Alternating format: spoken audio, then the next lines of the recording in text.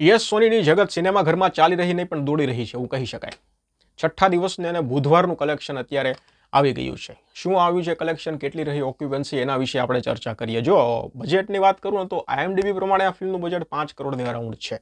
IMDbની પ્રમાણે કહું છું, બાકી બીજો કોઈ મારી પાસે રિપોર્ટ નથી, કોઈ ન્યૂઝ નથી, પણ IMDbમાં ચેક કર્યું, તમે પણ ચેક કરી શકો છો. 5 કરોડનું બજેટ બતાવે છે. છઠ્ઠા દિવસને બુધવારની ઓક્યુપન્સી રહી 5.39%. મોર્નિંગ શોમાં 3.15%, આફ્ટરનૂન શોમાં 5.55%, ઇવનિંગ શોમાં 4.32%, નાઇટ શોમાં 8.52%. અમદાવાદમાં 5% હતી, મુંબઈમાં 13% હતી, સુરતમાં 6.25% હતી, આણંદમાં 2%, ભાવનગરમાં 3%, ગાંધીનગરમાં 8.25% અને વડોદરામાં 4%. એટલે મિડ વીક કહેવાય, અઠવાડિયાનો વચ્ચેનો દિવસ કહી શકાય તમે.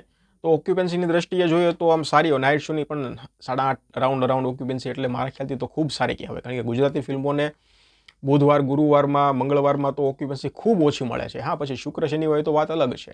એટલે 8-8.5%ની ઓક્યુપન્સી એ પણ બુધવારે મારા ખ્યાલથી તો સારી જ કહેવાય. કલેક્શન તમને કહું, બુધવારનું 10 લાખનું કલેક્શન આવ્યું છે. બુધવારનું 10 લાખનું કલેક્શન જે ખૂબ સારું કહેવાય. અને હજી એવું લાગે છે કે આવતા શનિ રવિમાં ફિલ્મનું કલેક્શન વધશે.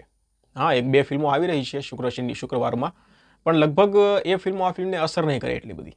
એટલે કલેક્શન જે પ્રમાણે બુધવારનું આવ્યું છે એ પ્રમાણે ગુરુવારનું તમને પ્રિડિક્શન આપો તો લગભગ 10-12 લાખનું તો આવશે જ. શુક્રવારે પણ લગભગ 15 લાખ અરાઉન્ડ આવવું જોઈએ. અને શનિવારનું અને રવિવારનું કલેક્શન જે છે એ બંને આંકડા 20-20 લાખ, 25-25 લાખની ઉપર જવા જોઈએ. આ મારું પ્રિડિક્શન છે.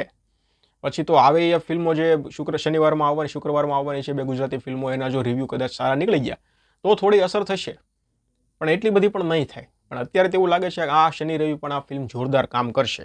10 લાખનું કલેક્શન બુધવારનું છે. ટોટલ કલેક્શન 1 કરોડ અને 2 લાખ રૂપિયા થઈ ગયું છે.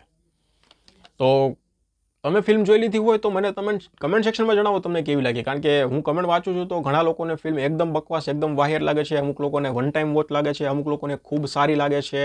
તો શું છે તમારો મત, તમારો રિવ્યૂ, તમારા રેટિંગ મને કમેન્ટ સેક્શનમાં જણાવી દો. ધન્યવાદ.